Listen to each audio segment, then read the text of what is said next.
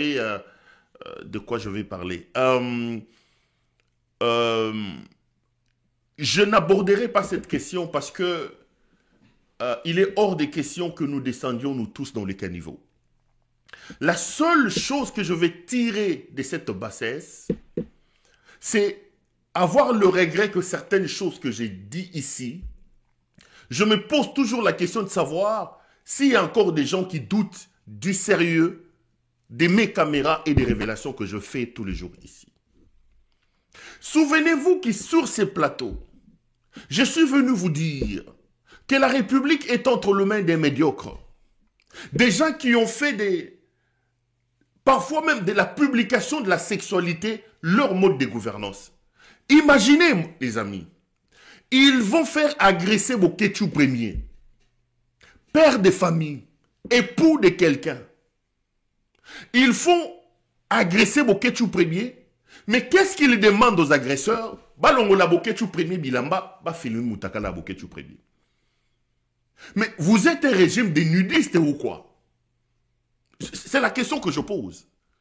Qu'est-ce que exhiber, publier la nudité de Boketu Premier nous a apporté, nous, comme peuple, comme citoyens? Comment advient-il que des gens qui sont arrivés au pouvoir, qui ont la responsabilité de gérer des millions de Congolais, qui sont censés mettre en place des politiques publiques pour améliorer nos conditions de vie, pour nous apporter un mieux-être, trouvent le temps à créer des scandales autour de la sexualité? Regardez, ils arrêtent Mutuna Bango Moko, Fortuna Bisselele. Ils arrachent les téléphones de Fortuna Bisselele. Et ici, souvenez-vous que j'étais la première personne à venir vous dire qu'ils ont trouvé. Je vous dis, les amis, moi, ça me fait mal. Je vous ai toujours dit, parfois, je me dis, j'ai dit des choses, je connais des choses, mais j'ai tellement envie pour le bien du pays que ma Makambango est à la Lokuta. Mais malheureusement, si vous suivez bien, tout ce que j'ai dit, tout ce que je vous rapporte ici, l'avenir me donne toujours raison. Lorsqu'ils ont arrêté Fortuna Bisselele, je suis venu vous dire ici que Mbelou Biocha, qui était le patron de l'ANR de l'époque, avait des informations que Helmut Ngeleka voulait placer Fortuna Bisselele à sa place. Pour couper l'herbe sous les pieds de Fortuna Bisselele, ils sont allés fouiller dans le téléphone de quelqu'un qui est déjà en détention, père de famille, grand-père, Fortuna Bisselele Azanaba Nababota, Bazu Moutakala Fortuna Bisselele va publier. Donc c'est le gouvernement, c'est les institutions de la République, les structures de l'État qui sont censées protéger la population, qui sont censées protéger les citoyens, qui sont censés œuvrer pour la protection et pour le bien-être des populations. C'est eux qui publient ça. C'est Mbelou Biocha qui avait publié la nudité de Fortuna Bisselele. Mbelou Biocha. Mbelou Biocha. Je vous fais rire. Fortuna Bisselele a un fils qui devait aller se marier. Bakei na Gomakuna, je ne donnerai pas la famille de la fille pour ne pas les faire embêter. Bakomi Kuna. Alors on se présente dans la belle famille. Oh, non mais les parents posent la question, mais le garçon parle les noms et dit non mais c'est Bisselele. Bisselele. Oui, c'est le fils du conseiller spécial du président de la République. La belle famille se retourne. Oh, Moutakala Bimaki. Ça, c'est quelqu'un qui les accompagne, qui me dit, Péro, j'ai pleuré. J'ai eu des larmes. Dans la belle famille, le gendre qui vient épouser dans la belle famille, la famille est identifiée par Bisselele Oya, Moutakala Oya, conseiller, Moutakala. Mais là, dans la famille, un peu en rigolant, quelqu'un dit, mais j'espère qu'il nous a pas... Il n'a pas donné cet esprit à son fils pour que notre fille ne se retrouve pas dans des situations où... vous imaginez? Dans la belle famille, vois un peu comment ces gens amènent...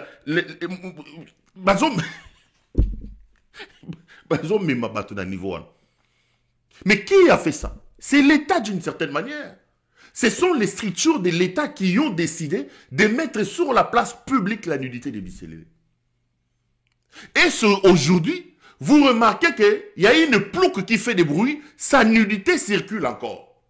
Parce qu'elle a été arrêtée, ses téléphones ont été bloqués là-bas, qu'est-ce que nous on a à gagner? Qu'est-ce que publier Mitakala Yabatu, alors qu'on est au sommet du pays, vous apporte quoi?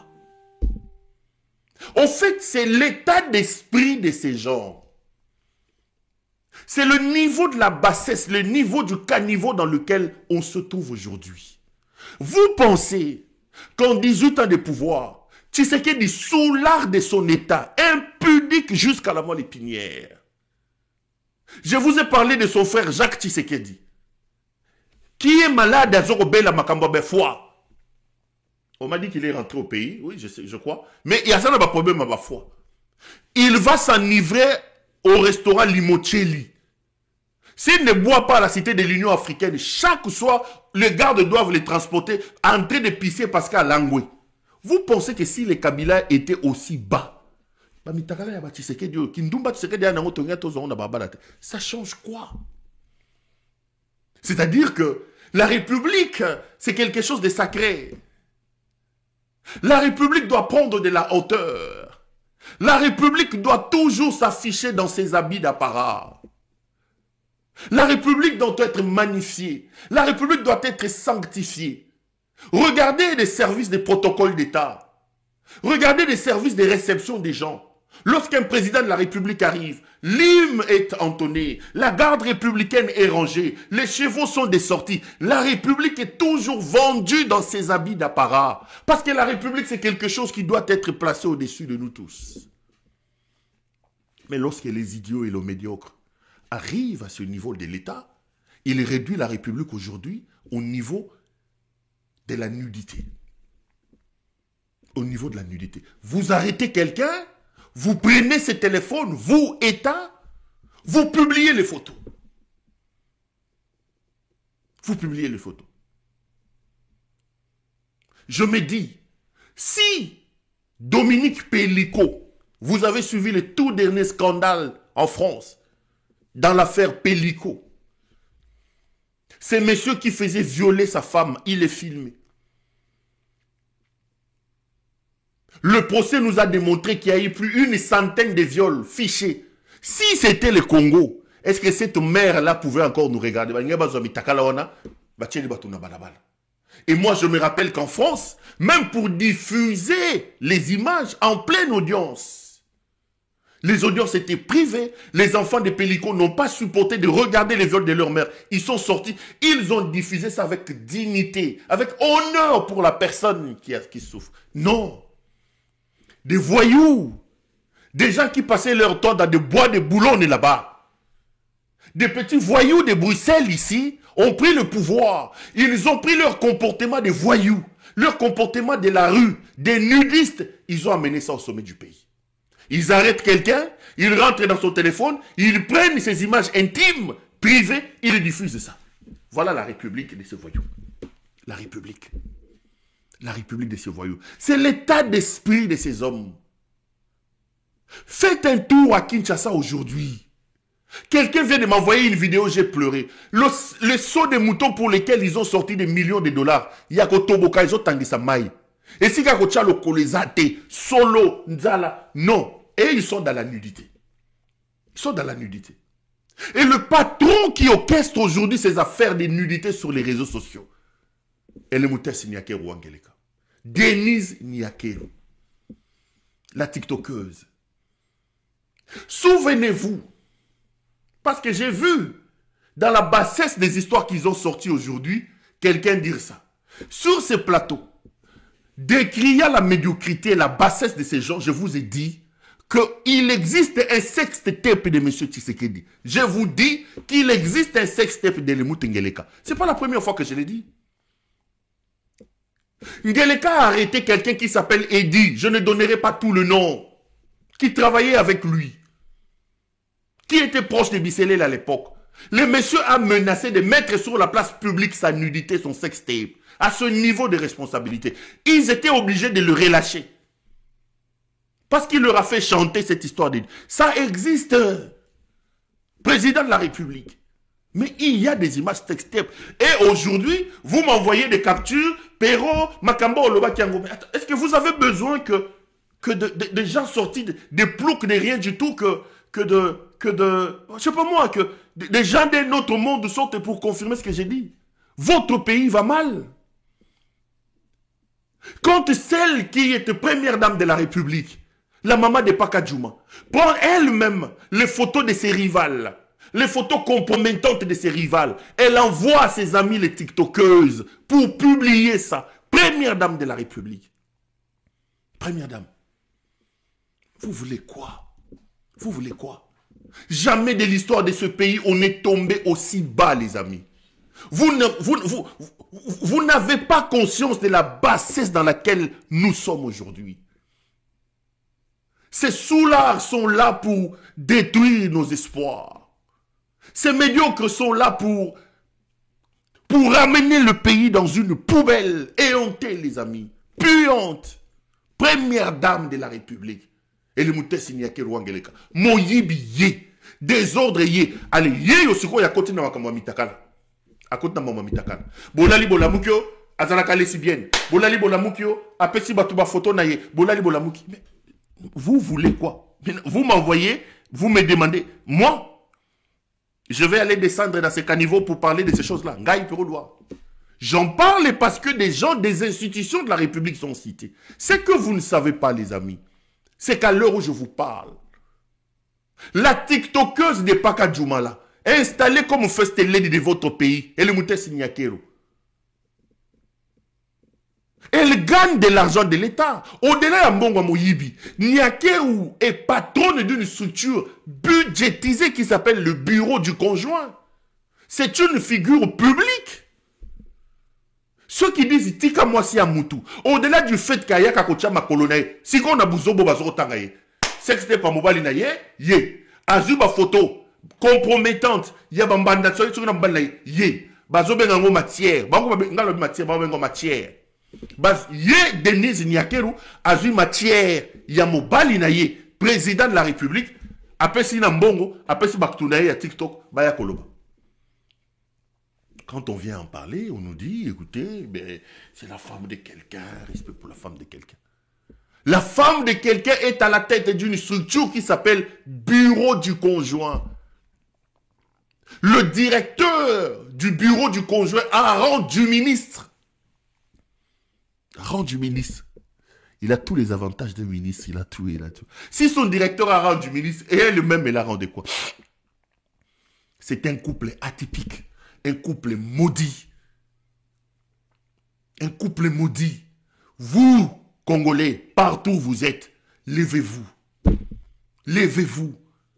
Plaquons ces voyous au sol. Plaquons ces bandits d'Engeleka au sol. Sauvons notre pays. Moi, si Yaboye, première dame, Pakadjouma, Azul Pakadjouma, Azul TikTok, a mis au sommet du pays. A mis au sommet du pays. Mitakala. Bazui, service de l'État, transformé aujourd'hui en une agence de propagation à Mitakala Yabato. Nous gagnons quoi? Nous gagnons quoi? Nous gagnons quoi? Parce que dans leur mode de fonctionnement, ils sont tellement tournés vers la bassesse, vers Mutakala, que c'est ça, quoi. Nyakeru a pris ses idées des concerts de Nyokalongo, de Kotambola, Kokota, a Memi Angokuna. La conséquence, c'est la République qui souffre.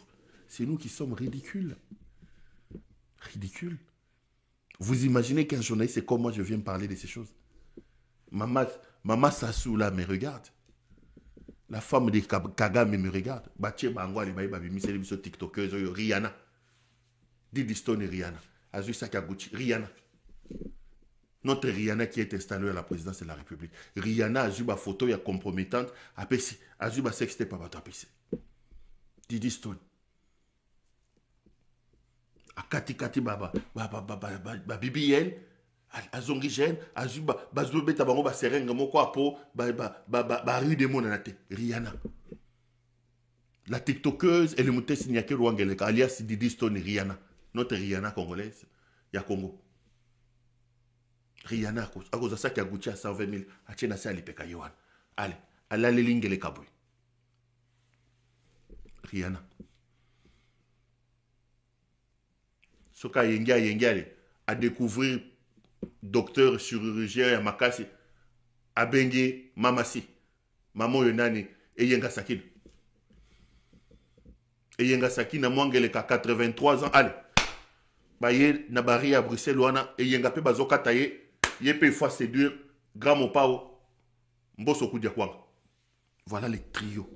Donc, Bozana Rihanna Nabino Mamasi, Nani Denise Niakeru, la TikTokeuse, la Rihanna. À côté, vous avez Oyo Mamasi, et Yengasaki na Mwangeleka alias Mamasi. Après, Mbosso à côté na Kati parce que Rihanna, Didi Stone Nabiso à Congo, Ayeb Sibiso que, Ye Nani Oyo, Didi Stone Ayeb Sibiso que Nani, Rihanna, Nani, Mamasi, a comment moi si un boss, Kofi Olomide, Grand Mopao, Mbosso. Kofi Grand Mopao, y a un Mbosso Koudiakwang. C'est ça l'image de votre pays. Les amis, nous avons un beau pays. Le Congo, c'est plus de 100 millions d'âmes. Le Congo, c'est 2 345 410 km² de superficie. Le Congo, c'est le cobalt, c'est le cuivre. Le Congo, c'est l'or. Le Congo, c'est tout. Nous avons tout pour nous, nous avons tout pour décoller. Nous avons une grande histoire. Nous sommes un grand peuple. Potentiellement grand peuple. Nous avons tout simplement la responsabilité de sortir de cette bassesse dans laquelle nous sommes plongés. Nous avons la responsabilité de sauver ce pays. J'en appelle à un sursaut patriotique, à un orgueil patriotique, pour que vous et moi, que nous nous disions non, non, on ne peut pas autant être la risée de la planète. Le monde entier ne peut pas se moquer de nous autant. Vous avez en Russie des pays, des quartiers, des universités, des avenues qui s'appellent Patrice Emery Lumumba. Nous sommes les descendants de Patrice Emery Lumumba. Nous ne méritons pas ce qui nous arrive si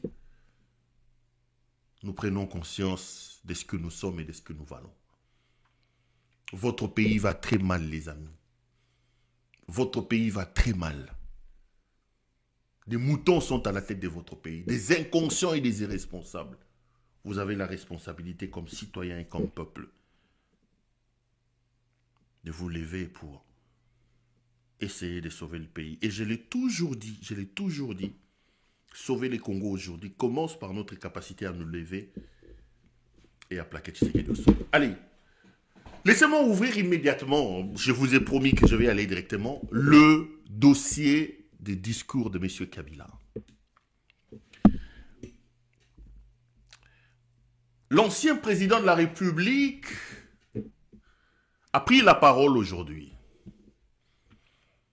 J'espère que je ne serai pas indiscret avec lui ou je ne mettrai pas son camp en mauvaise posture, en révélant certaines choses ici ou en disant certaines choses, mais je vous donnerai quand même certaines informations sur le coulisses, les profondeurs et surtout les visées de ces discours. Kabila a pris la parole à un moment particulier. À un moment donné où le pays est par terre. À un moment où il y a un certain désespoir qui a gagné le terrain. Je vais vous prendre quelques extraits de Kabila. Mais avant de prendre ces extraits, laissez-moi d'abord tourner autour de la forme de ce que Kabila fait. Des 18 ans de pouvoir de Kabila, 18 ans de pouvoir de Kabila, j'ai travaillé pour le compte de Digital Congo, qui était une chaîne appartenant à la sœur jumelle de Kabila, Madame Janet Kabila. J'ai travaillé pendant 15 ou 16 ans à Digital Congo. J'ai fourbi mes armes comme journaliste là-bas. J'ai eu mes grandes expériences, mes grands succès. J'ai construit mon nom dans les annales de cette histoire du journalisme à Digital Congo. Digital m'a façonné et moi aussi j'ai contribué à façonner cette grande maison. Fier de ce que j'ai fait dans cette chaîne. Ça veut dire que je suivais Kabila, non pas comme vous tous, citoyens. Je suivais Kabila parce que je travaillais dans une chaîne qui leur appartenait.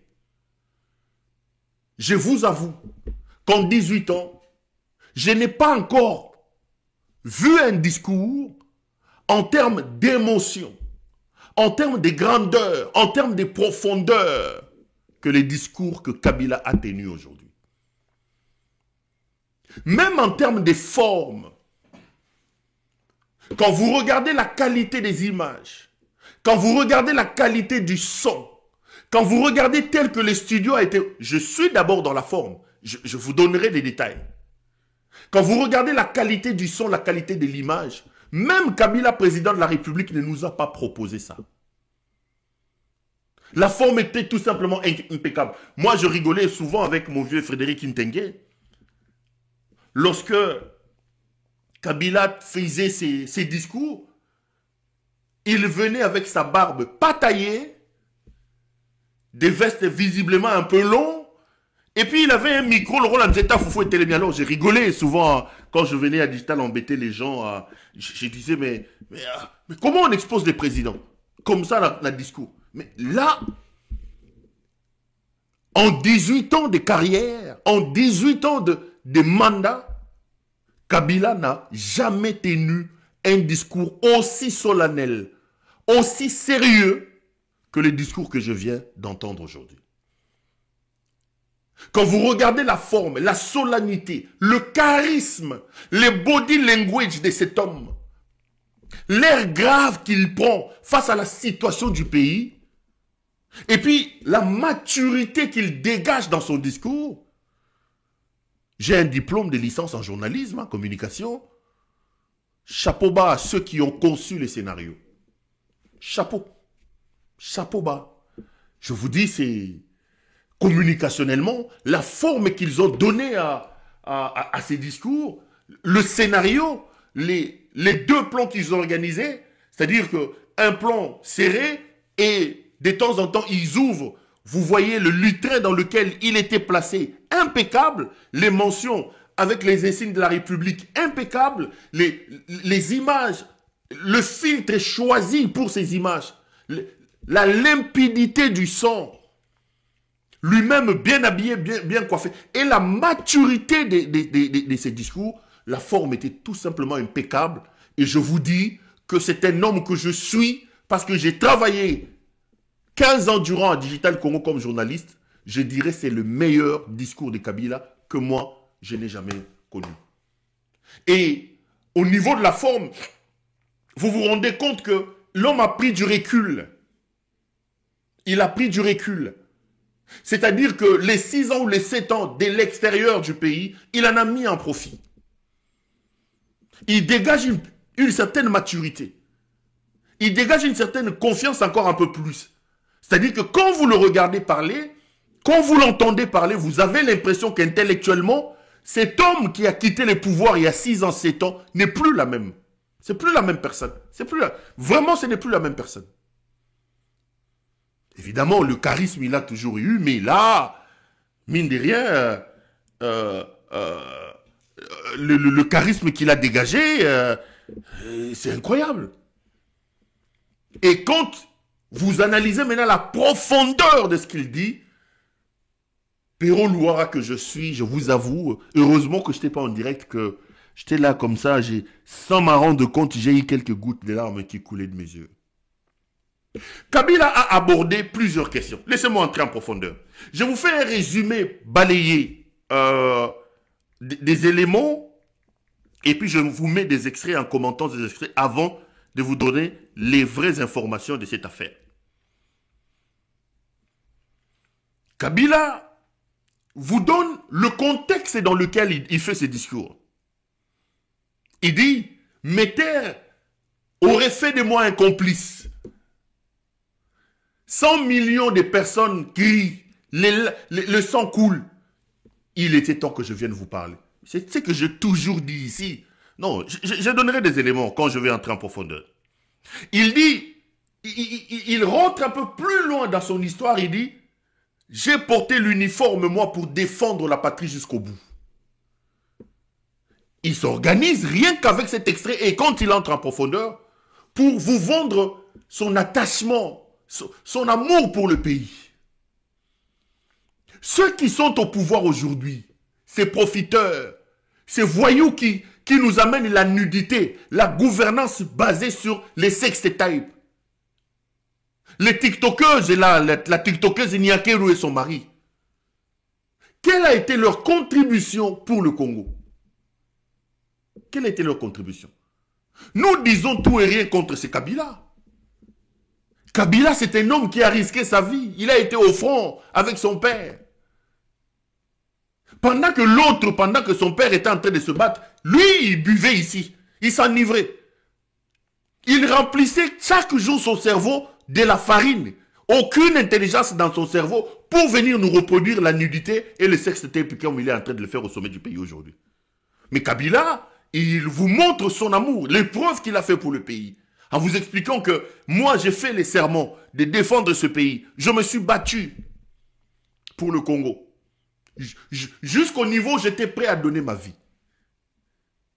Là, je suis encore en général. Il vous parle de là où il a trouvé le pays. Un pays totalement en miettes, déchiqueté. Et il vous dit les efforts que lui a fournis pour laisser ce pays mieux que ce que lui l'a hérité. Et ça, c'est vrai. À 29 ans, si ce voyou de Félix Tshisekedi, avec sa tiktokeuse là, maman on n'a pas Kadjouma. Imaginons qu'en 2001, le monsieur Tshisekedi prenait le pouvoir comme Kabila. Les amis, le pays n'allait plus exister. Comment lui, dans son idiotie, quel génie il aurait pu mettre en œuvre pour prendre des belligérants comme des voyous là, des Jean-Pierre Bemba, des gens comme les Roubaix-Roy et tout ça. Les mettre autour d'une même table, mener avec une transition, 1+4, une formule qui n'a jamais existé dans l'histoire du monde, pour les faire aboutir aux élections, donner à la République des institutions, donner à la République une constitution, mettre la République sur la rampe du décollage. Non mais Kabila ici, c'est-à-dire que c'est quelqu'un qu'on... À un moment donné, le karma existe.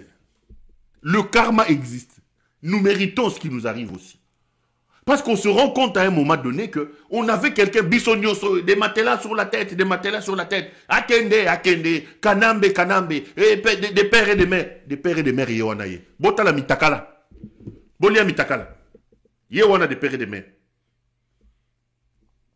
Des pères et des mères, Kanambe Akeït. Kanambe Akeït a tiré le biseau des pères et des mères. Bolia mitakala.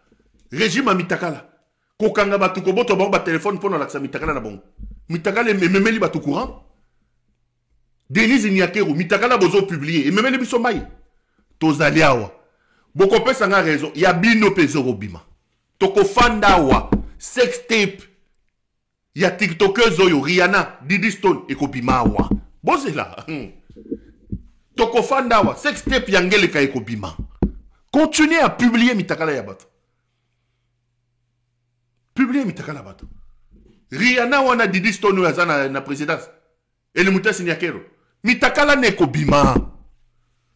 Quand je disais ça ici, les gens me disaient, ah non Perrault, tu en fais un peu de trop. Maintenant que les autres commencent à en parler, je vois les gens m'appeler. Ah, mais Perrault avait dit ça, non?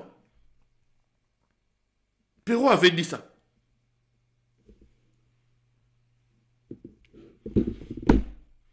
Et Kabila remonte tout ça. Il vous explique ça.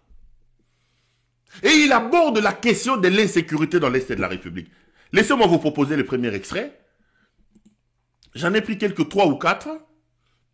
J'analyserai avec vous et puis je vous donnerai le fond, le coulisses et les noms d'idées de ces discours. On écoute Joseph Kabila lorsqu'il parle de la situation de l'armée. Tolan.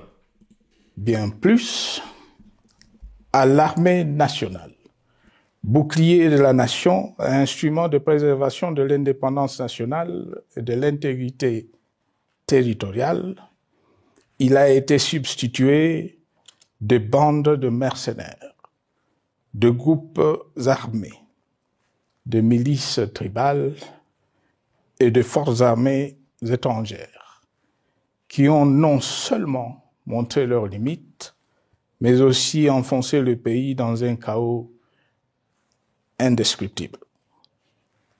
L'État a ainsi perdu le monopole de la violence légitime en sous-traitant aux groupes armés, autrefois maîtrisés, le maintien de l'ordre public et de la tranquillité nationale. Et comme si cela ne suffisait pas, l'armée nationale est vilipendée, conspuée et tournée en dérision par les autorités qui n'assument jamais rien alors qu'elles sont censées veiller à sa consolidation et à sa respectabilité. Pour les avoir formés, commandés et conduits au front, je connais nos soldats, boucs émissaires aujourd'hui de toutes les contre-performances enregistrées sur les champs de bataille. Ils ne sont pourtant pas intrinsèquement moins bons, moins nationalistes et moins loyaux. Ce qui a changé entre-temps, c'est la qualité du commandement et de leur prise en charge. Au niveau régional, le gouvernement a levé l'option désastreuse de se détourner de deux principaux instruments internationaux qui étaient à la base de l'architecture régionale de paix et de sécurité, laquelle avait permis la stabilité régionale que le président actuel avait trouvée lors de son accession au pouvoir, à savoir le pacte sur la sécurité, la stabilité et le développement dans la région de Grand Lac et l'accord cadre pour la paix, la sécurité et la coopération pour la République démocratique du Congo et la région. Plus grave encore, en faisant de forces négatives, les FDLR, ainsi que des centaines de groupes armés congolais, des supplétifs des forces armées de la République démocratique du Congo, le gouvernement a ouvert la voie à la régionalisation du conflit, avec des conséquences inévitables sur la stabilité de la région. Mes chers compatriotes, alors que sur le plan institutionnel, politique, économique et social, les fondamentaux avaient été établis et que le pays avait été placé sur la rampe de lancement, prêt à décoller. Nous voici, hélas, en un temps record, soit 6 ans, de nouveau à la case départ. Celle d'un État failli, divisé, désintégré, au bord de l'implosion, inscrit en bonne place au palmarès de pays pauvres, le plus corrompu et très endetté. En atteste tout le rapport tant du Conseil de sécurité des Nations Unies que ceux sur l'indice de développement humain et sur la pauvreté. La crise qui déchire notre pays est donc profonde et multidimensionnelle. Sa solution doit être nécessairement globale.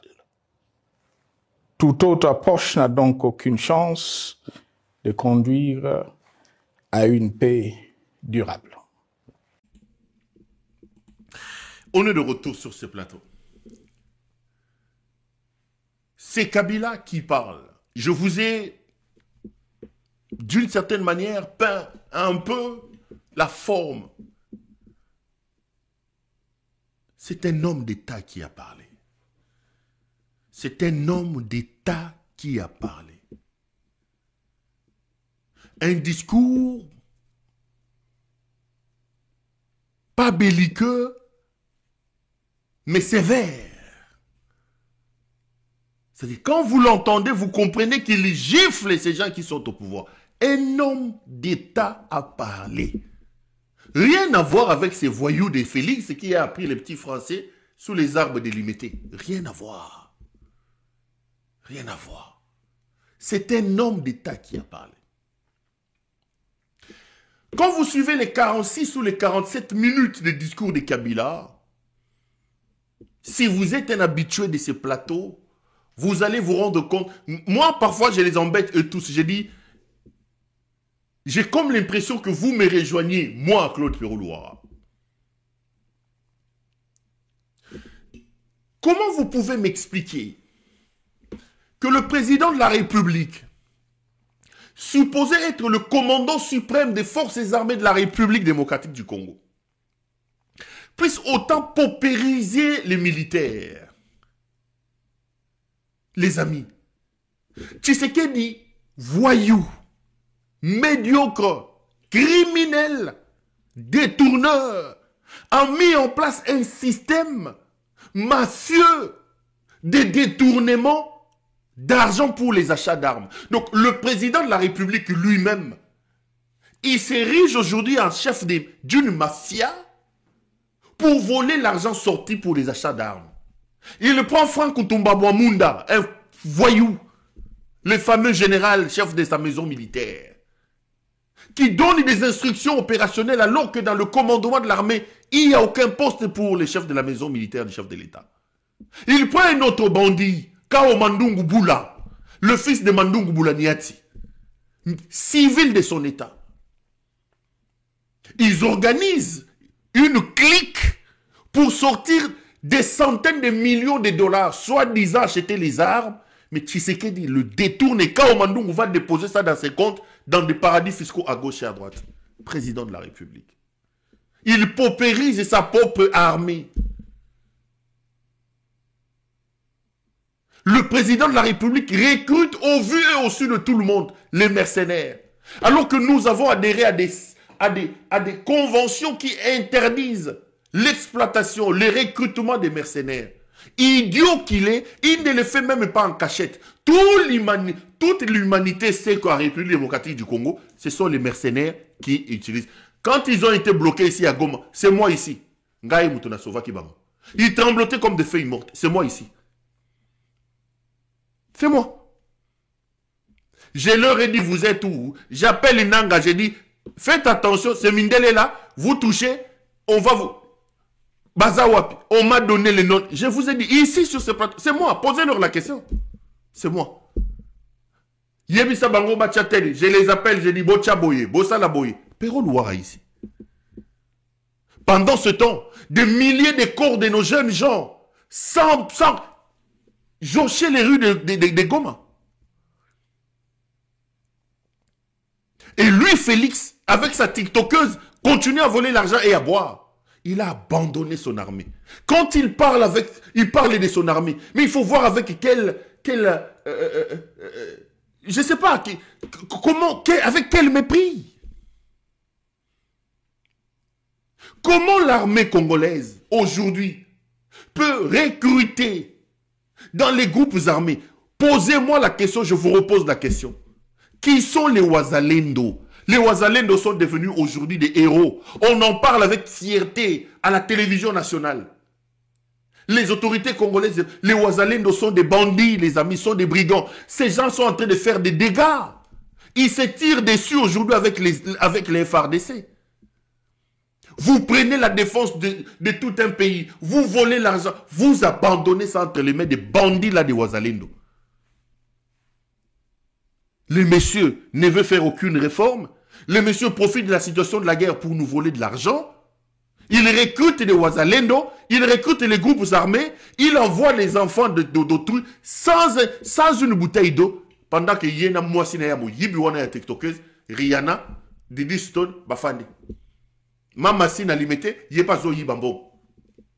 Mboso Ayaka de temps en temps, Aliaka Mankene Nakuna na limité. Kofi Olomide. Grand Mopao. C'est dans ce contexte-là que nous sommes. Et Kabila reprend tout ce que je vous dis toujours ici. Vous pouvez tout dire.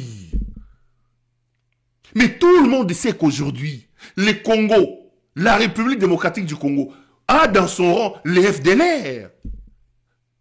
Vous savez que les FDLR sont toujours utilisés comme argument par le Rwanda pour nous agresser. Mais vous, sans aucune intelligence, vous prenez ces forces génocidaires, vous les enrôlez dans notre armée pour qu'ils aillent se battre avec vous. Du coup, vous mettez de l'eau dans le moulin de ceux qui veulent nous déstabiliser. C'est des choses que j'ai l'habitude de dire ici. Quand vous entendez Kabila parler, je dis, mais il n'a fait qu'emprunter ce que j'ai dit ici. Et par-dessus tout, c'est un homme qui n'assume rien. L'enfer, c'est l'autre, ce n'est pas lui. Cette armée-là, lui qui nous disait qu'il a trouvé une armée structurée, professionnelle, organisée. Aujourd'hui, il dit non, c'est des armées qui ont des commandements partout. Il parle toujours de son armée avec mépris.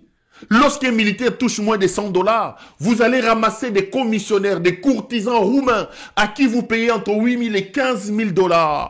Ces gens dorment dans des hôtels 4 et 5 étoiles. Au premier coup de feu, ces gens fuient. Mais c'est vous, commandant suprême en carton. Ce type était un problème, les amis. Excusez-moi de les dire comme ça, comme si c'était un Français de la cité. Il a foutu le bordel, le dirait des garçons des cités à Paris. Il a foutu le bordel dans votre armée, pardonnez-moi.